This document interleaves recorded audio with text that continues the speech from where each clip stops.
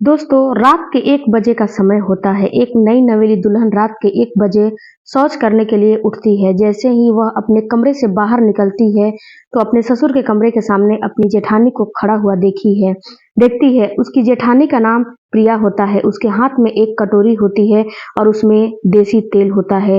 थोड़ी देर के बाद प्रिया अपने ससुर के कमरे में चली जाती है और अंदर से दरवाज़ा बंद कर लेती है। अब यह नई नवेली जो दुल्हन है, यह सब देखकर हैरान हो जाती है और यह सोचने लगती है कि मेरी जो जेठानी है, वह ससुर के कमरे में क्या करने के लिए गई है। फिर वह शौच करने के लिए चली जाती है बाथरूम में और थोड़ी देर के बाद वहां से आ जाती है और अपने कमरे के सामने खड़ी होकर अपनी जेठानी के आने का इंतजार करने लगती है। लगभग 1 घंटे के समय गुजर जाने के बाद 1 घंटे के बाद उसके ससुर का दरवाजा खुलता है और वहां से जो उसकी जेठानी होती है वह बाहर निकलती है, लेकिन वह लंगड़ा-लंगड़ा के चल रही थी, उसके पैर लड़खड़ा रहे थे, वह सही ढंग से चल भी नहीं पा रही थी।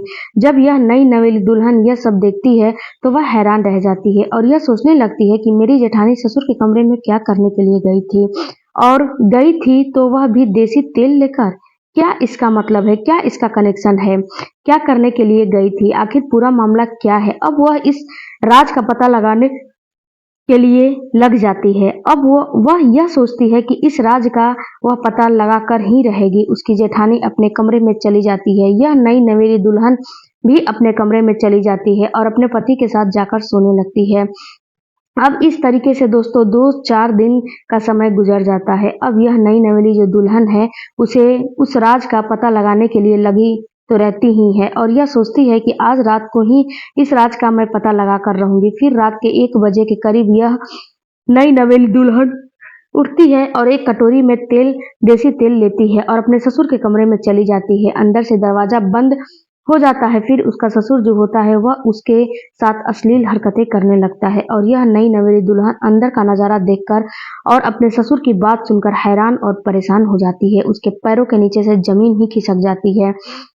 दोस्तों, जब घर का मुखिया ही गलत रास्ते पे जाने लगे तो घर के बच्चे क्या करेंगे। हवस यह हमारे समाज की एक ऐसी बुरी दशा बन चुकी है जो कि अच्छे अच्छे को बिगाड़ के रख दे रही है। दोस्तों, अगर आप हमारे चैनल पर नए होंगे तो चैनल को सब्सक्राइब कीजिएगा और वीडियो को लाइक जरूर कीजिएगा। दोस्तों, आज की ये जो सच्ची घटना है मैं जो सुनाने जा रही हूँ, वह शायद आप लोगों को भी बड़ी हैरानी होगी सुन के और परेशानी होगी, इसीलिए इस वीडियो में आप अंत तक बने रहिएगा क्योंकि इस घटना में से आपको एक बहुत बड़ी सीख मिलने वाली है। बाकी जितने भी दोस्त हमारे इस वीडियो को जहां से भी देख रहे हैं वह कमेंट में अपना नाम और अपनी सिटी का नाम जरूर लिखिएगा ताकि अगले वीडियो में मैं आपका नाम हम ले सके। दरअसल दोस्तों, यह सच्ची घटना उत्तर प्रदेश के जौनपुर शहर की है। जौनपुर शहर के एक गांव में एक परिवार रहता था। परिवार में कैलाश नाम का व्यक्ति होता है जिसकी उम्र 50 साल के करीब थी। कैलाश खेती किसानी किया करता था, उसी से अपने परिवार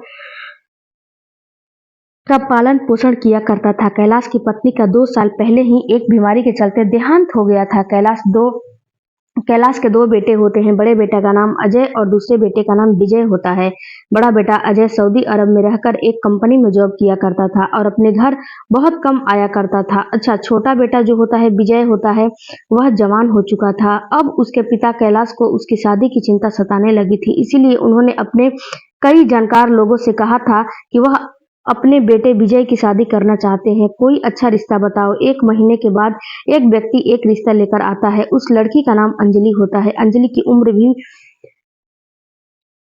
ज्यादा नहीं थी, वह देखने में खूबसूरत थी। अब कैलाश अंजलि को देखने के लिए उसके घर पर पहुंच जाता है और जब अंजलि को देखता है तो एक ही नजर में पसंद कर लेता है। फिर विजय और अंजलि का रिश्ता पक्का हो जाता है और 6 महीने के बाद इन दोनों की शादी हो जाती है। 6 महीने के बाद विजय दूल्हा बनता है और बारात लेकर अंजलि के घर पर पहुंच जाता है और अंजलि को अपनी दुल्हन बनाकर घर लेकर आ जाता है। दोस्तों, फिर अंजलि को उसके कमरे में बैठा दिया जाता है और रात के 11 बजे विजय अपनी पत्नी अंजलि के कमरे में आता है और उसके पास आकर बैठ जाता है और उसका जब घूंघट उठाता है तो उसे देखता है तो खुश हो जाता है, उसको देखते ही रह जाता है। वह सोचता है कि मेरी पत्नी कितनी खूबसूरत है। फिर वह 1 घंटे तक अंजलि से बातचीत करता है और थोड़ी देर के बाद यह दोनों संबंध बनाने लगते हैं, एक दूसरे के साथ सुहाग रात मनाने लगते हैं। और जब थक जाते हैं तो फिर से सो जाते हैं। फिर अगले दिन जब सुबह होता है तो शादी के मेहमान आए हुए थे वह जाने लगते हैं। फिर दोपहर का खाना पीना खाते हैं और इस तरीके से शाम हो जाती है। अब रात के 10 बजे करीब अंजलि अपने पति विजय के आने का इंतजार करने लगती है। रात के 10 बजे के करीब विजय भी अपनी पत्नी अंजलि के कमरे में जाता है और उससे बातचीत करने लगता है और फिर उसके साथ संबंध बनाने लगता है। अपने पति विजय की मर्दांगनी से अंजलि काफी खुश थी। अब इस तरीके से दोस्तों 10 दिन का समय गुजर जाता है। 10 दिन के बाद एक दिन रात का समय होता है। रात को 1 बजे के करीब अंजलि शौच करने के लिए उठती है। जैसे ही वह अपने कमरे से बाहर निकलती है तो देखती है कि उसके ससुर के कमरे के सामने उसकी जेठानी खड़ी हुई होती है। उसके हाथ में एक कटोरी होता है और उसमें देसी तेल होता है।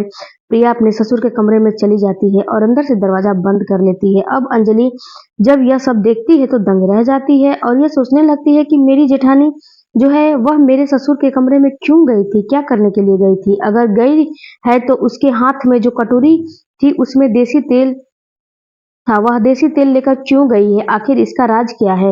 अब वह इस राज का पता लगाने के लिए लग जाती है। अब इस तरीके से दोस्तों 1 घंटे का समय गुजर जाता है। 1 घंटे के बाद जो प्रिया होती है अपने ससुर के कमरे से बाहर निकलती है। वह लड़खड़ा कर चल रही होती है। उससे अच्छे से चला भी नहीं जा रहा था। जब अंजलि यह सब देखती है तो हैरान रह जाती है और यह सोचने लगती है कि अब तो इस राज का वह पता लगा कर ही रहेगी। फिर अंजलि शौच के लिए बाथरूम में चली जाती है और थोड़ी देर के बाद अपने कमरे में अपनी पति के पास आकर सो जाती है। दोस्तों अंजलि की एक दोस्त जिसका नाम काजल होता है वह अंजलि से मिलने के लिए उसके घर पर आती है। जब अपनी दोस्त काजल को देखती है तो खुश हो जाती है अंजलि और उसे नाश्ता पानी करवाने लगती है। यह दोनों एक जगह बैठकर नाश्ता पानी करते हैं। फिर यह दोनों बातें करने लगते हैं। अच्छा, जो अंजलि होती है वह काजल से कहती है कि काजल, मैं अपने घर में कुछ दिनों से एक अजीब वाकया देख रही हूँ। यह जो मेरी जेठानी है जिसका नाम प्रिया है, यह मेरे ससुर के कमरे में रोज रात को जाती है और देसी तेल लेकर जाती है और 1 घंटे के बाद जब वह बाहर निकलती है तो लंगड़ा कर चलती है। पर उसके पैर पे लड़खड़ाते हैं, वह ढंग से चल भी नहीं पाती है। जब काजल उसकी यह बात सुनती है तो हंसने लगती है और अंजलि को समझाती है कि देख, तू तो जानती है कि तेरी सास नहीं है। 2 साल पहले उसका एक बीमारी के चलते देहांत हो चुका है। तो ऐसे में तेरे जो ससुर हैं वह अकेले हो गए हैं और तेरे जो जेठ हैं वह सऊदी अरब में रहकर एक कंपनी में जॉब करते हैं और 1 साल 2 साल में आते हैं। अब ऐसे में तू अंदाजा लगा ले कि तेरा जो जेठानी है वह अपने ससुर के कमरे में क्या करने के लिए जाती है और जब जाती है तो लंगड़ा कर ही क्यों चलती है? उसके पैर लड़खड़ाते क्यों हैं और वह भी देसी तेल लेकर क्यों जाती है? अब इस बात का अंदाजा तो खुद भी लगा सकती है कि इन दोनों के बीच में क्या चल रहा है। फिर थोड़ी-थोड़ी बात अंजलि को समझ में आने लगती है। उसको थोड़ी-थोड़ी बात समझ में आने लगती है। दोस्तों एक दिन रात के 1 बजे के करीब जो प्रिया होती है अपने ससुर के कमरे में चली जाती है। उसके बाद उसके हाथ में तेल की कटोरी होती है। अंजलि दूर खड़ी हुई यह सब तमाशा देख रही थी। प्रिया अपने ससुर के कमरे में जाती है और 1 घंटे बाद बाहर निकलती है। अच्छा, अंजलि यह सब देख रही थी। वह देखी है कि उसका जो पेट है वह थोड़ा-सा बड़ा दिखाई दे रहा है। फिर वह यही सोच विचार में अपने कमरे में आकर सो जाती है। फिर अगले दिन दोपहर का समय है और यह सब लोग एक जगह बैठकर खाना-पीना खा रहे थे। अब अंजलि से बर्दाश्त नहीं हो पा रहा था। वह अपनी जेठानी से पूछती है कि जेठानी जी, आप पेट से हैं क्या? फिर उसकी जेठानी जो है कहती है कि हाँ, हाँ देवरानी जी, मैं पेट से हूँ और मुझे 7वां महीना चल रहा है। जब अंजलि उसकी यह बात सुनती है तो उसके होश उड़ जाते हैं और यह सोचने लगती है कि मेरी जो जेठ हैं वह तो कई सालों से विदेश में हैं और घर पर तो बहुत कम आते हैं। आखिर मेरी जेठानी प्रेग्नेंट कैसे हो सकती है? अब उसके दिमाग में यह विचार चल रहा था कि आखिर मामला क्या है। अब उसने मन में ठान लिया था कि अब इस राज का पता लगाकर ही मैं रहूंगी। दोस्तों एक दिन रात के 12 बजे जो अंजलि है अपने कमरे से निकलती है और एक कटोरी में देसी तेल लेती है और ससुर के कमरे में पहुंच जाती है। उसके ससुर के कमरे में पूरा अंधेरा था, कोई भी लाइट नहीं जल रही थी। उसका ससुर जो कैलाश होता है अंजलि का हाथ पकड़ता है और अपनी ओर खींच लेता है और उसको बाहों में भर लेता है और उससे कहता है कि मेरी जान, आज तो तुम बहुत जल्दी आ गई हो, क्या बात है। अच्छा, अंजलि कुछ बोलती नहीं है। फिर कैलाश उसके साथ छेड़छाड़ करने लगता है, उसके साथ अश्लील हरकतें करने लगता है। फिर अंजलि इसका विरोध करने लगती है, लेकिन कुछ बोल नहीं पा रही थी और अपने आप को छुड़ाने की कोशिश कर रही थी। फिर कैलाश को गुस्सा आ जाता है और उससे कहता है कि प्रिया, तुम जानती हो ना हमारा रिश्ता क्या है, हम रोज रात में क्या काम करते हैं, तुम जानती नहीं हो, आज तुम्हें क्या हो गया है। फिर अंजलि अपने ससुर से जो है छुड़ा के अपने कमरे में भाग के चली जाती है और अपने पति विजय को उठाती है और उससे कहती है कि तुम्हारे पिताजी हमारे साथ बहुत गलत हरकत कर रहे हैं, तुम चलो। और आज उनकी सच्चाई का मुझे पता लग चुका है कि वह मेरी जेठानी के साथ रोज रात में क्या काम करते हैं।